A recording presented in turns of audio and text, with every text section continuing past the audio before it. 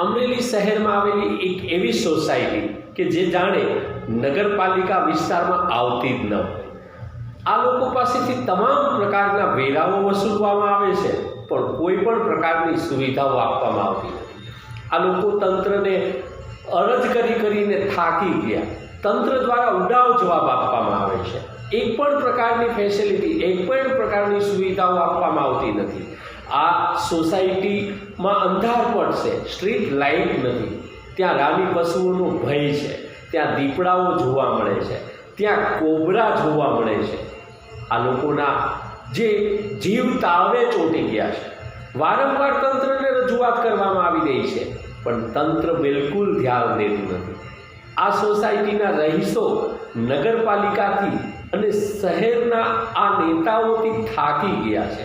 રજૂઆતો કરીને થાકી ગયા છે, પણ કોઈ સાંભળનાર નથી, કોઈ જવાબ આપતું નથી। તમારું નામ? ઉપાધ્યાય અરવિંદ કુમાર નટવરલાલ।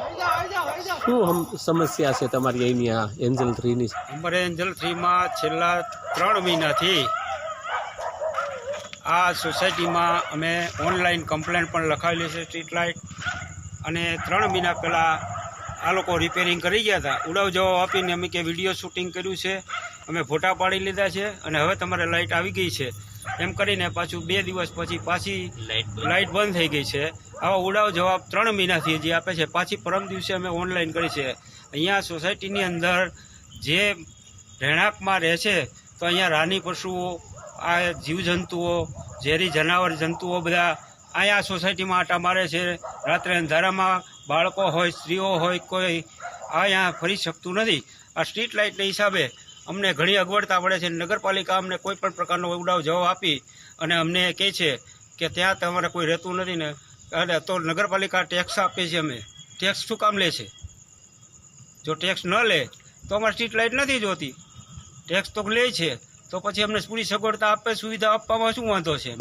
આ બાયપાસ પર આવેલી એન્જલ 3 સોસાયટીના રહીશોને તેમની સુવિધાઓ મળશે ખરી? તાત્કાલિક ધોરણે જે લોકો 2-3 મહિનાથી અરજ કરી રહ્યા છે, અરજીઓ કરી રહ્યા છે, રજૂઆતો કરી રહ્યા છે, સ્ટ્રીટ લાઇટ મળતી નથી, કોઈ પણ પ્રકારની સુવિધાઓ મળતી નથી, તમામ પ્રકારના વેરા તો વસૂલી લેવામાં આવે છે। આ લોકોની માંગ સાંભળવામાં આવશે ખરી?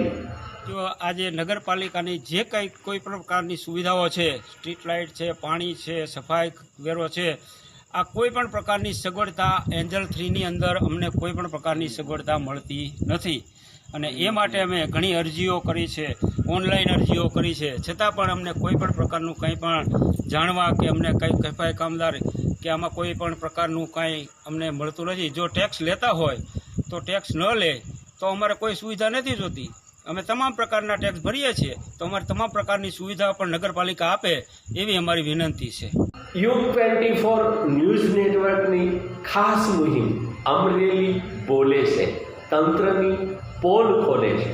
આપ પણ આપણા વિસ્તારની, તમારા વિસ્તારની જે કોઈ સમસ્યા હોય અમારા સુધી પહોંચાડી શકો છો।